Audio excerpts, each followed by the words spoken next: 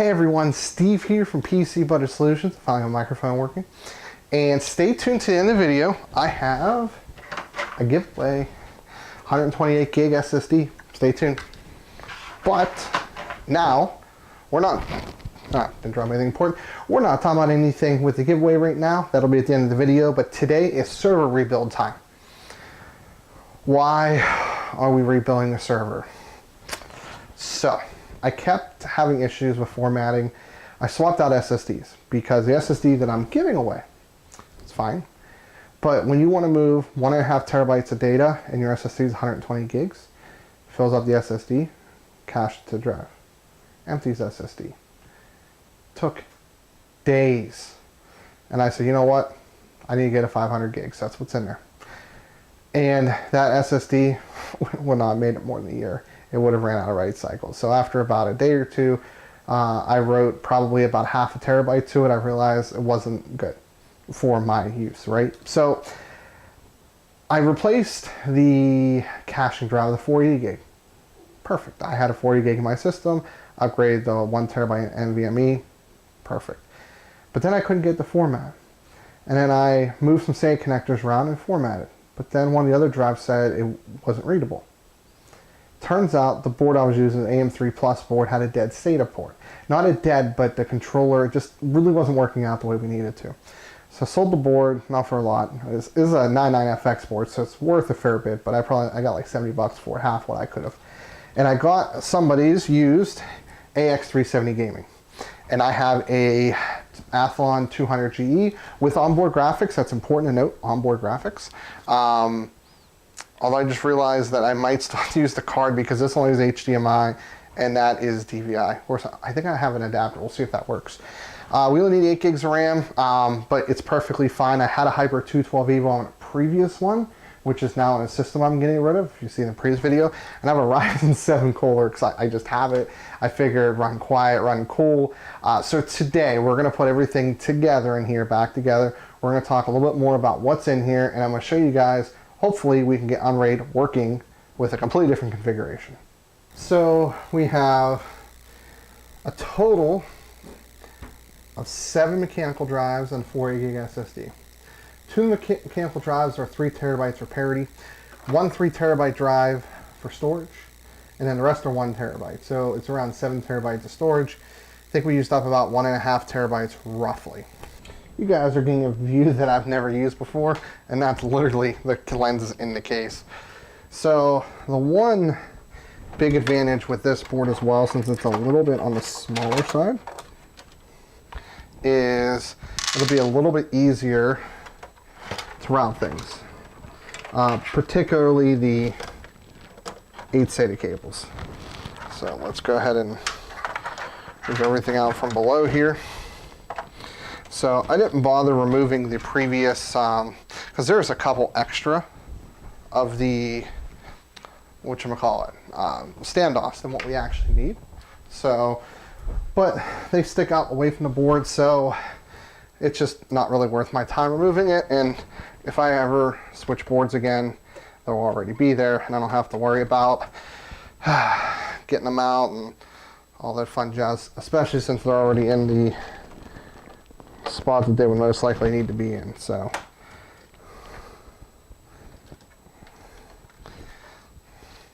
easy enough.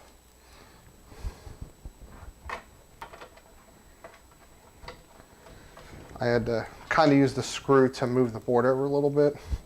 It's okay to do that. You just want to make sure that you're not going so far in that you basically make it so the board can't move at that point, in case you need to reposition other pieces.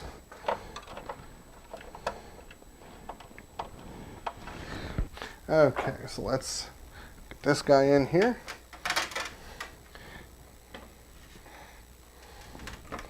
So we're good there. 24 pin. Let me put my hand behind it here the best I can. Perfect there. This, I don't know if this will reach to a decent level back here. I can still move it up one PCI Express rung, but we shall see. I mean, honestly, it's probably not even necessary. to be 110% honest, because there's like nothing over here. Yeah, I'm not even gonna bother. I mean, these cables are so lightweight that they can literally all hang here, and it's fine. I mean, it's literally not going to hurt anybody. So let's get this one here, and then because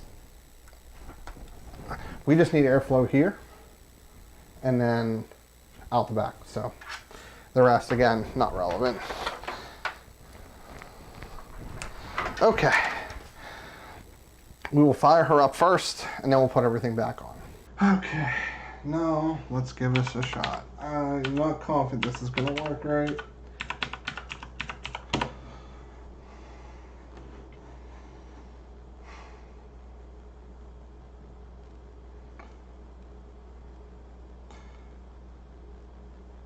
Actually,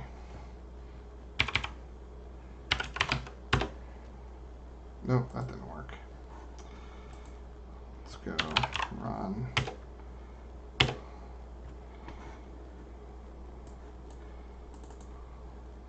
Nope, that didn't work either. So let's go ahead and reboot the server. Through a ton of trial and error, I have figured it out. And that is, whenever you first want to connect the UNRaid server to network, you can only have one device plugged in. That's the actual USB drive. So, oh, it has everything. This is a shocker. Is it gonna work?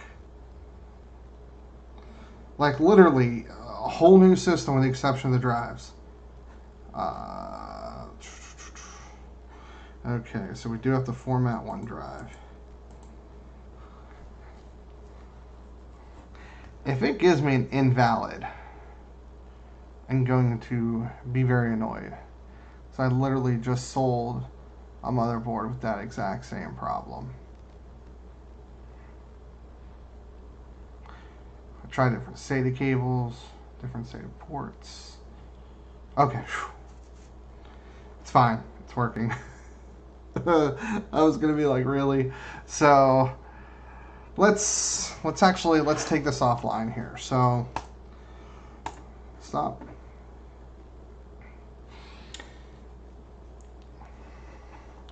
Now, basically what I did was I downloaded UNRaid. So let's see where, yeah, right here. And I did try running the USB whatever. I literally just copy and paste this to a flash drive. You format the flash drive via FAT32, copy and paste this over, plug into the computer. Do not plug in any keyboard, any mouse, nothing. Because what will happen is if everything works, you'll get an IP address. And this is my IP address. The username is root. I think the password is either root password or there might not be any password, right? So those are the three. And then you can start assigning disks. So let me see if I start unassigning disks here. Okay, yeah. So in this case, I'm going to reassign this disk. I have 2 in parity. So what that means is if any of these drives die, I can have up to 2 drive failures. And this can still rebuild, which is pretty cool. Your parity drives have to be equal or greater than the largest drive, so that's why these are 3 terabytes and I only have 1 3 terabyte left, right? So these will be replaced with 3 terabytes in the future, and then this is set up as a cache. So all you really have to do, I kid you not, is assign your drives. Literally, like there will be a drop down with all the drives, and you know there will be serial numbers, which mine happen to have all the serial numbers on there, at least the last 5, which made it really easy to figure out what's what. And then I set up a caching drive, and we're going to bring the UNRaid back online. Slowly here. So now we're online. So you see I have a total of 7 terabytes. I have 6.3 free right now because I haven't moved everything over. Virtually nothing on the cache drive. That's the boot drive. And then I made some shares. So if I actually go down here and go to run, type in that. So these are all mine. So this is my personal, it's my wife's personal, this is my business. I actually have access to all of them, but my wife, she can see this drive, but she can't access it for, company reasons. But this is where all my footage has been and will continue to go. How to set up shares, it's very simple. You add share, name it something, so short stack. You definitely want to use cache, yes. And then it's pretty much it. You can put a minimum, so what it is there has to be so much space left on the drive for it to copy. So like 25 gig might not be a bad idea. When you actually go to the existing shares, so we'll look at Beans here. I have it so me and my wife can both read and write with our logins. They are set to private, so nobody outside can actually, if they get into my system, they need to know the password, and this is using a caching disk. So essentially how everything works is I've used a total lot. I haven't moved everything over. I thought I did. I'll have to double check. Well, actually, I think I already erased everything, so I'm kind of already screwed if everything's not there. It's really cool. So let's go to my desktop here. Where is it? Oh, here it is. So I actually had a copy of my desktop there, but all my documents are in here. Downloads are in here, so I copy everything there. Videos are here. And then work-wise, there we go, that one. Oop, nope, not what I wanted. I need, let's go here, here, and then map network drive. Why can't this be oh, here, we'll go to control panel. Let's go to admin tools. Do I have, oh, I do have something selected here. Okay, that would explain that.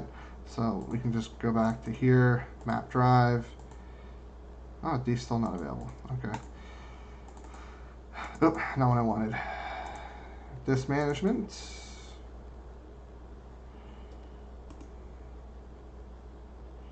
Actually, let's make this easy. Problem solved. Now I should be able to map that drive, I'm thinking. Map drive. Yes. Finish. Perfect. So now, there we go. So, I mean, I can make this a shortcut here. So anytime the server's on, this will get me to all my videos. These are all my finished videos. All my in-process videos are not there. Well, they are to a degree. So what I'll do is, wait, videos.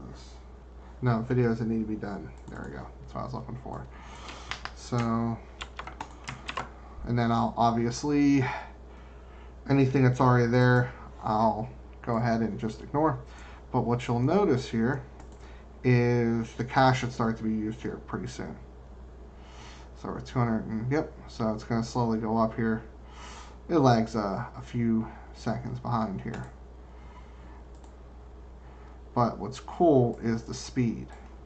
So I'm moving at 1 gigabit per second. So that's really important. I do have gigabit Ethernet, so that's quite important for what we do. So this will take about 5 minutes or so to move about 35 gig, which is pretty standard.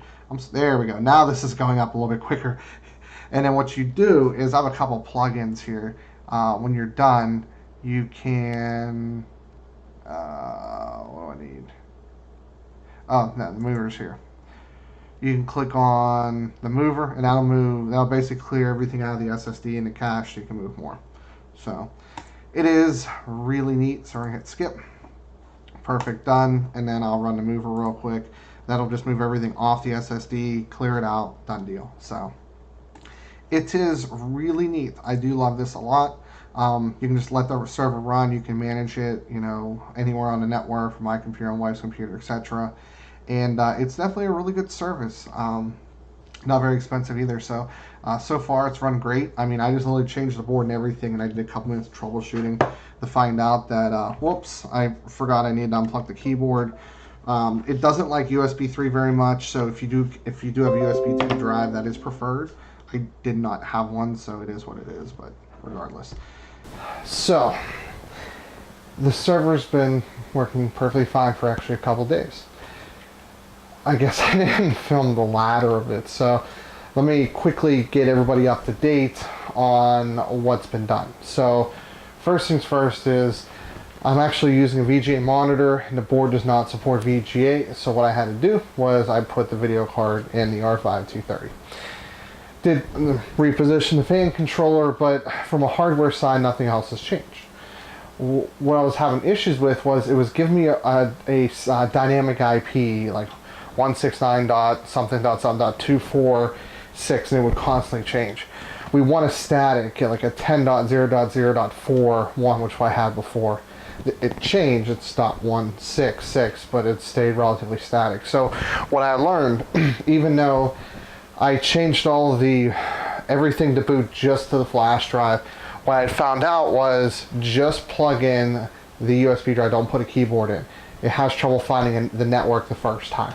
I had a hack with the FX system, so when you go to do UNRaid, just note that when you fire it up, just fire it up with just one USB device plugged in, and that's the flash drive. So it's up and running, it's working great, I've had no issues with it. My computers have immediately found it, everything remapped automatically. So as you guys saw in the previous shot. But let's talk about this SSD. So this was used in the server prior to the overhaul I just did. Nothing wrong with it. The problem is at most I can file copy 128 gigs. Then this gets filled, it takes 45 minutes to dump, and I have to redo it again. So it's not ideal. I don't really have any projects that really dictate 120 gig SSD. Usually I go 240 to the 500 roughly on most of my projects. So I don't have a use for this. So just like the previous video, this is actually going to be given away. The entries will close on the 31st of March. You'll have 72 hours to contact me. There will, after I select the winner obviously, there will be an email address in the link, info@pcbudgetsolutions.com. And how to enter is you do have to like the video and subscribe to the channel. And then you basically just briefly have to say, you know, what you're going to do with it. I'm not going to pick based off of who has the best story. I'm going to do it randomized. If you comment more than once, I will only count your vote once. So do note that feel free to comment more, but you only get one vote. So I'll probably do a video, may not be live, on the 1st of April, and which actually it's April Fool's Day, but it'll be real, trust me. But anyway, if you do like the video, hit the like button. Dislike, hit the dislike button. Get subscribed, all sorts of that fun stuff. And then if you want to buy this or anything that's in the server, link in the description. And as always, this is Steve from PC Budget Solutions, and I'll see you later on down the road.